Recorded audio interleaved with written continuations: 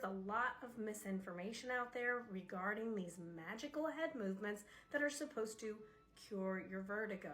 This is only a partial myth because it's really in need of context. It can cure some vertigo, but let's talk about exactly why some vertigo gets cured with it, other vertigo doesn't, and some people get cured with it sometimes, but not other times. My name's Amy. I'm a vestibular physical therapist, which means I treat dizziness, balance problems, and yes, vertigo. Vertigo itself is only a symptom. It is a sensation of rolling, turning, or spinning, and it can come from a lot of different medical conditions. One of the most common reasons a person can experience vertigo as a symptom is called BPPV, benign paroxysmal positional vertigo, in which these little ear crystals that naturally exist in everyone's ears become loose and free-floating inside your inner ear canals. And because your inner ears are literally your brain's motion sensors, when there's things that displace the fluid inside of them abnormally, you will start to feel rogue sensations of movement or vertigo. The secret and the objective behind these magical head movements is to get the debris to flow down the canal and land back where they belong so that they are now stationary and no longer free-floating and displacing fluid in your ear canal. And these head movements can be extremely effective really quickly for resolving vertigo associated with BPPV.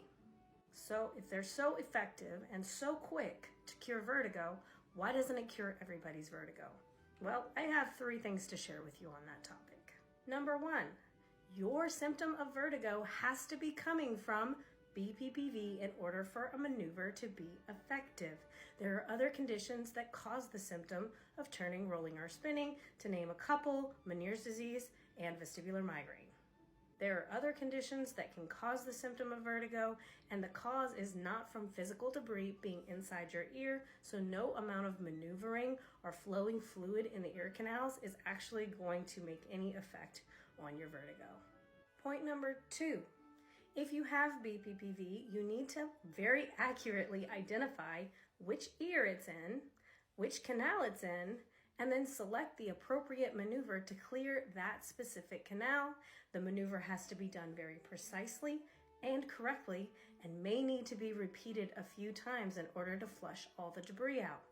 An ENT, a vestibular physical therapist, or an audiologist may be able to help with this.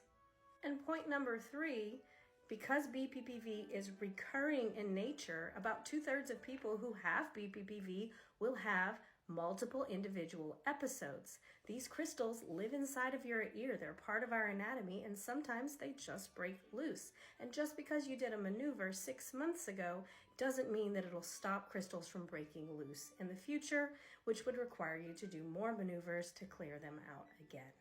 And I know I said I only wanted to make 3 points, but I really have a 4th point, and that is there are other chronic conditions such as PPPD, vestibular migraine, Meniere's disease that can overlay your symptoms of BPPV. So you might have an active episode of BPPV on top of your vestibular migraine symptoms that chronically exist, and you have to treat the BPPV to get back to your normal baseline dizziness that is associated with your chronic condition.